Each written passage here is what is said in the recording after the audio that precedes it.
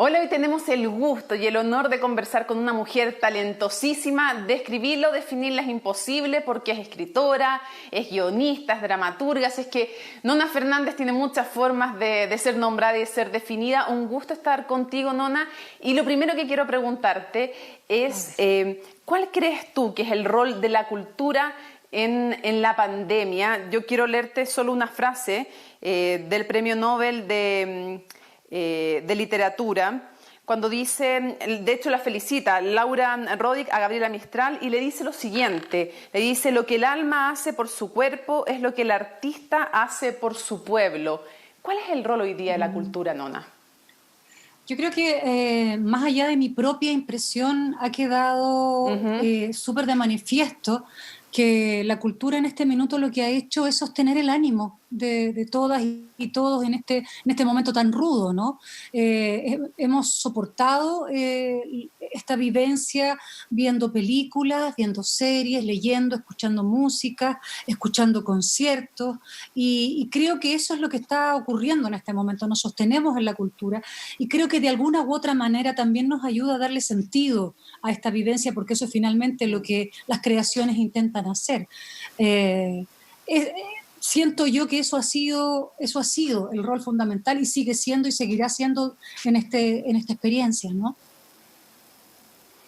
Algunos han dicho también que para empezar a pensar un país post pandemia también, cómo se define la economía, la educación, cómo se define en sí mismo también el sentido, la identidad de un país. También ahí la cultura debiera, para entender, para comprender este mundo nuevo, debiera jugar un rol también relevante y que lo va a jugar.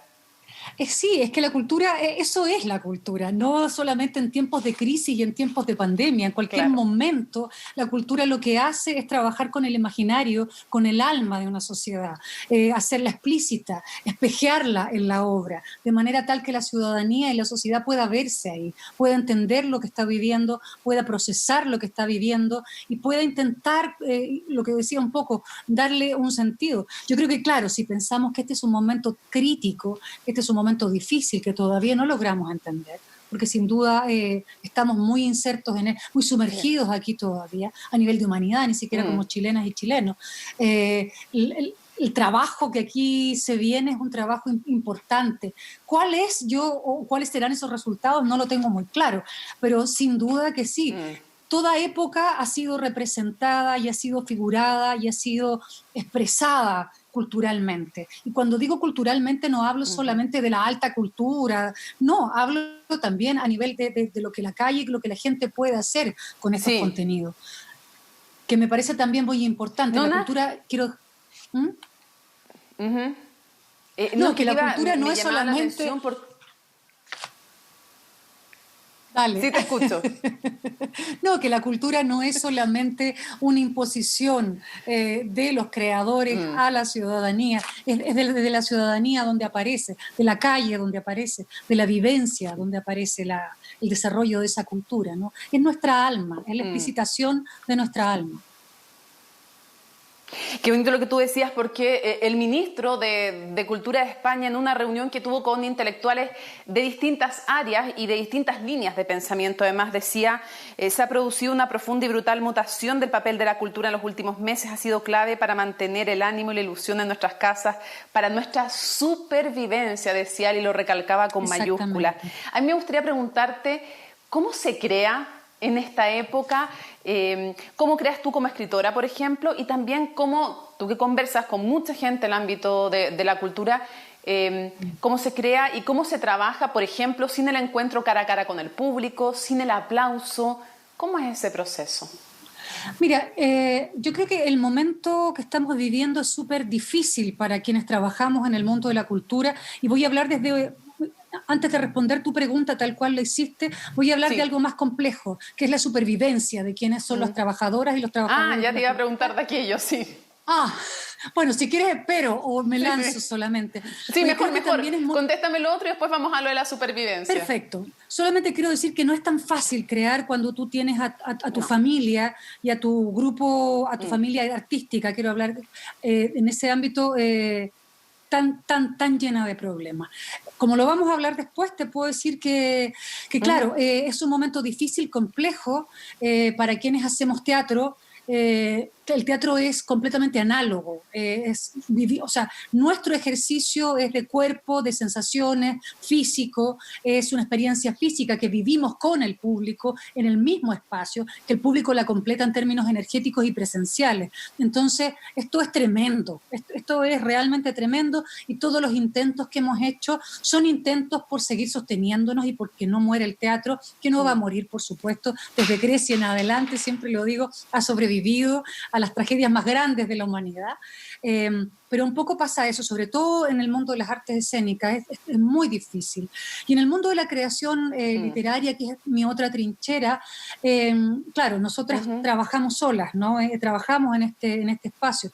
Se hace difícil para mí la concentración, por ejemplo, porque vivimos en un día a día muy efervescente, en 4 metros, bueno, los metros que tengamos cuadrados, donde estamos confinados, donde se junta mucho lo doméstico, lo laboral, lo familiar, ¿cierto? Todo. Sin embargo, quienes nos dedicamos a la escritura, por lo menos la escritura que a mí me interesa es una escritura que está convocada con la realidad.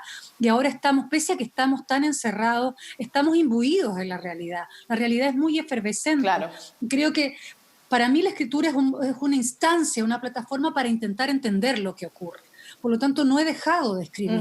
No sé qué es lo que estoy escribiendo, no sé si es bueno o es malo, pero es mi único espacio para intentar fraguar todo esto.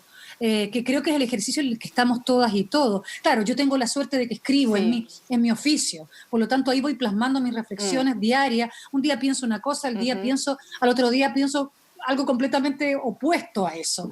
Pero ahí va decantando en un escrito que se transformará en algo, que será algo, y será bueno o malo, no me importa. Pero es mi manera de convocar la realidad.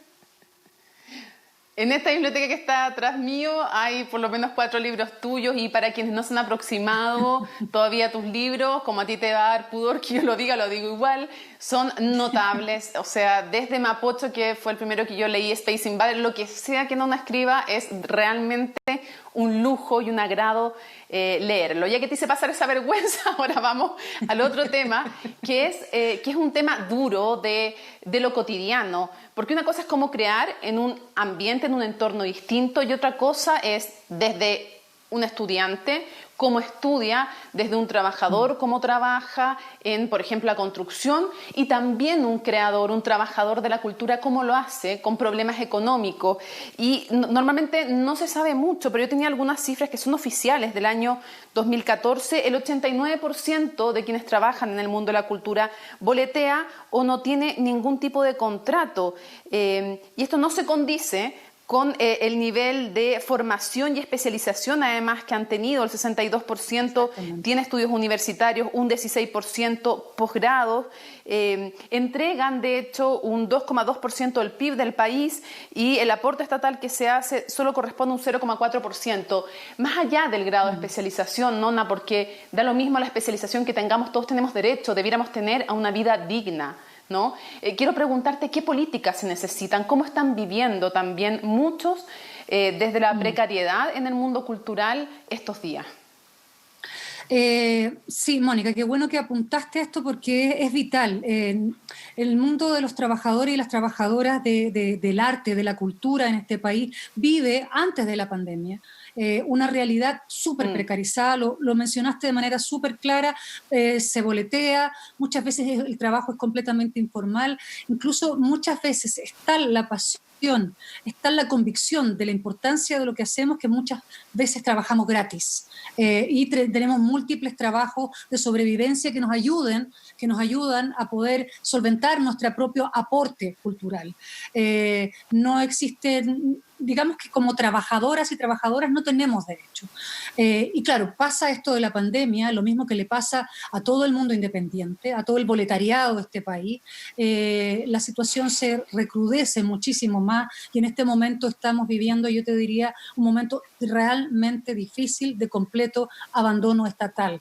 Desgraciadamente hemos tenido una respuesta del Ministerio demasiado tímida, demasiado poco que no tiene un alcance real al universo en el que nosotros nos movemos como trabajadoras y trabajadoras de la cultura.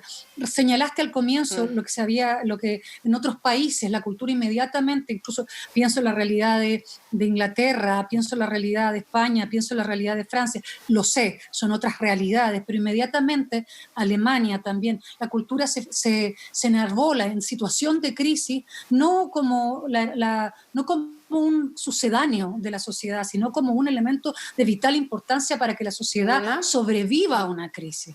Y acá eso no ha sido así. Y en este minuto, si tú me preguntas qué es lo que requiere el mundo de los trabajadores y las trabajadoras de la cultura en Chile, requiere de ayudas claras, de ayudas que no sean, nosotros en este minuto lo que se está proponiendo como ayuda, se está ejerciendo como ayuda, es todo a nivel concursable. O sea, además tenemos que concursar por las ayudas y tenemos que de alguna manera competir con nuestras propias colegas y colegas. Necesitamos ayuda. Pienso, y además que el universo es amplísimo, el universo de los museos, las salas de teatro, las librerías. Es una cadena que yo creo que la gente no logra entender ni logra dimensionar lo grande que es, y toda esa cadena en este momento se está desarmando y está completamente abandonada. Esa es la verdad. La orfandad en la que estamos es desoladora, y ya vamos a tener 5 meses de pandemia, donde ya claramente hay muchos que ya no están sobreviviendo, muchas librerías que ya quebraron, hay museos que se están viniendo abajo, no hay cómo resucitarlo. Creo que de verdad aquí lo que se necesita es voluntad política para conseguir fondos, para poder designar ayudas designadas, es lo que se requiere ahora. Sí. Bueno, ya vamos a conversar en otra ocasión cómo crees que va a cambiar el arte en el futuro. Ya vamos a tener ocasión de volver a conversar de aquello, y solo puntualizar que, por ejemplo, en Alemania, yo sé, con otro PIB, pero cada uno lo puede hacer a su escala, se definió dentro de los planes estratégicos de cómo enfrentar el COVID al mundo de la cultura. Son trabajadores y trabajadoras que es importante apoyarlos. Nos acabó el tiempo y te queremos agradecer muchísimo, Nona Fernández, que nos hayas acompañado en este espacio de reflexión en CNN. No, gracias Muchas a gracias ustedes, por habernos acompañado. Gracias a ustedes.